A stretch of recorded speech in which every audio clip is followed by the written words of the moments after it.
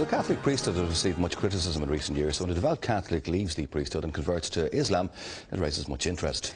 Well, our next guest did just that. After being a Catholic priest in Britain, he left to become a teacher and studied in Egypt, where he converted to Islam and became a Muslim. He is now in Ireland to spread the word of the Quran, and he joins us in studio this morning. Good morning to you, Idris Tafi. Good morning to you. Assalamu alaikum. Peace be upon you.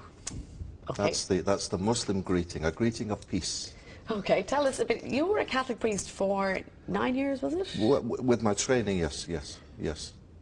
Why did you decide to convert? Well, if we had kind of 2 hours or a whole series, I could perhaps tell people it happened through people, through events, when I left the priesthood. I didn't leave the priesthood because I wanted to change my religion. That's for sure. I had no plan of leaving the Catholic Church, none. But when I left the priesthood, it was a big decision to make, and it was upsetting, and it left me feeling very low. And I looked for a holiday, so I needed a good holiday. But I had no money, so I went to the internet and got the cheapest holiday I could find, and the cheapest holiday was a holiday to Egypt. Now, I knew nothing about Egypt. I'd never met a Muslim in my life. And all I knew about Muslims was what the television told me, that they chop your hands off, and that they blow themselves up, and that they hit ladies. So I went to this Muslim country not knowing what to expect, except sunshine. And I went there, and as God is my judge, that week changed my life, really, because I met Muslims for the first time and found that they weren't these sword-waving fanatics that we see on the TV, but they were good, honest people. And like Irish people, Muslim people, you know, they go out to work in the morning to put food on the table for their kids to eat. They pray. They're ordinary people with a religious dimension very much. And so, for example, I'll give you an example of one Muslim I met. I met a little boy, and I talk about him in every talk I give. And this little boy was selling bananas on the street. And he, no shoe, just little plastic flip-flops. And a very old, tired gown, you know. And he greeted me the first morning. He said, Assalamu alaikum, peace be upon you, with a big smile on his face. And I learned each day from my hotel, walking past him, to say Zayak. Zayak in Arabic means, how are you, how are you doing? And he'd reply, Alhamdulillah, praise be to God. And that week, it touched my heart. I didn't learn much about Islam, but I learned for sure that Muslims weren't what I was being told back home. And then a long journey, perhaps a year started, of meeting. I got a job teaching. You know, I needed work. I had no work.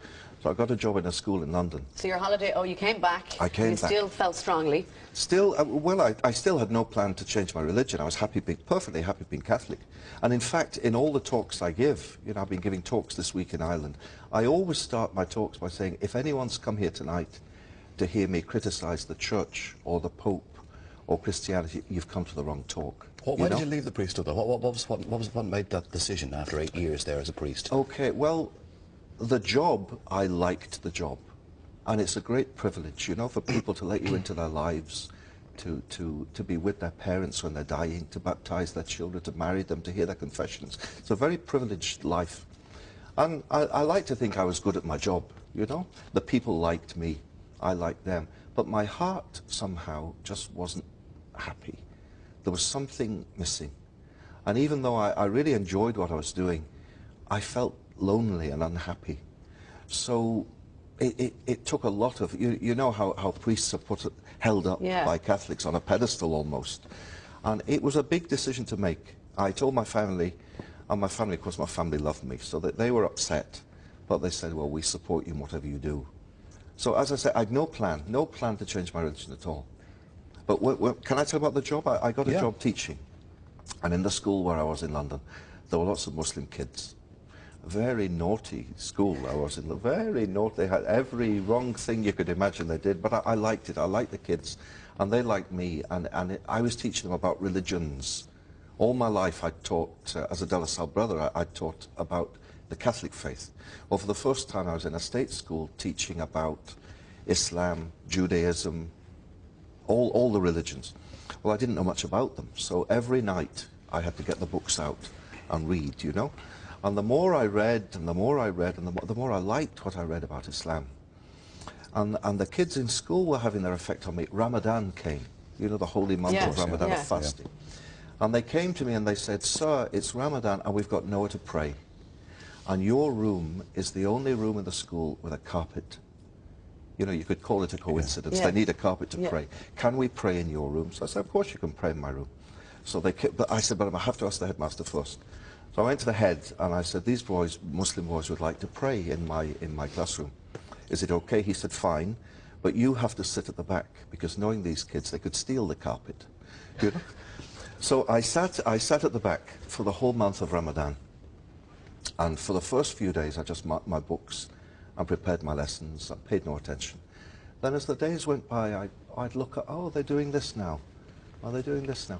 And I secretly went to the internet and I learnt the prayers in Arabic they were saying. It was a slow process. Very slow process. And it is a lovely religion, and there is a lot of peace, and there is a lot of love espoused. Yeah. But how do you reconcile and equate that with the fact that there are hundreds of thousands of fundamentalists who go to the other extreme, and there is no give and take? It is do it our way, or we'll kill you. Okay, well, the way I'd answer that would be that this island of Ireland is no stranger to extremism and fanaticism done in the name of so-called religion. And the things that happened in the north in this island bore no relation to the message of Christianity, of love and peace. Well, in the same way, things are happening in the world. You know, the other day there was a thing on the TV, and it said that this young girl, this Christian girl in Afghanistan, had been killed because she's Christian. And when I saw it, I was sad. I wasn't angry, I was sad, and thought, what a shame that people misunderstand so much. And what a shame that people watching this think, here we go again, Islam and Muslims. If you want to meet real Muslims, come with me to my house, to my home in Alexandria, to my building. On the ground floor, you'll meet Ahmed and his wife and kids. On the next floor, Mahmoud and his wife and kids. On the next floor, Sharif. Ordinary people who pray, no hand grenade in their pockets, you know, no suicide belt. Yeah. Yeah. It is very much a religion of peace, but unfortunately, people who shout loudest Get hurt, make obviously. news. Yeah. That makes news. A little old lady teaching her granddaughter how to recite the Quran Doesn't make Yeah. headlines. doesn't make the news. What does type of it? reaction do you get, though, from Irish people? I mean, you give speeches in Ireland. What type of reaction do you get? I mean, I've had a lovely reaction this week. Do you know, can I mention the Jerry Ryan show? Of course you can, yeah, last yeah. Friday I was on the Jerry Ryan show, and a lady phoned in, and she said, I'd like to ask a question. She said, has Idris Tawfiq come to Ireland to convert the whole of Ireland to Islam? And I said, my dear, I haven't come here to convert anyone to anything. I've come for two reasons. One, I've come to encourage the Muslim community to be good Muslims. And two, I've come to encourage tolerance and dialogue and understanding between Muslims and those who aren't. So after that radio show, the first thing I did after praying at Clonskeagh Mosque was we went and we met the Anglican Archbishop of Dublin to say, Assalamu alaikum to you, sir. Christians and Muslims are friends. We have so much in common. We want to work together as people of faith.